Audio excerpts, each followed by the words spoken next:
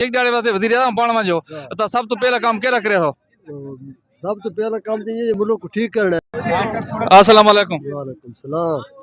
वो कौन सी चीज है जिसको पैदा होने से पहले भी खाते हैं और मरने के बाद भी खाते हैं?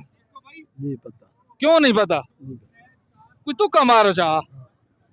ईमान होवे तो ब्याह तो कुछ है नहीं। ईमान ईमान पहलो इंसान ना होवे तो बिची होवे तो बात कामयाबी है। अच्छा हाँ।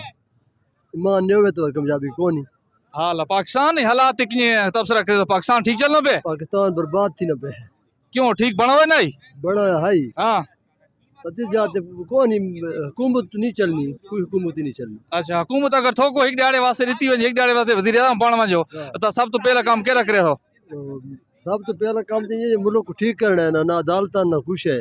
अदालत जज फैसले नहीं करे साहब। अच्छा यानी एक ॾाढे में ठीक कर किन तो ना ना ना ना। हां कित अगर वधी रहिया पाण कितना अरसा थोको चाहिए?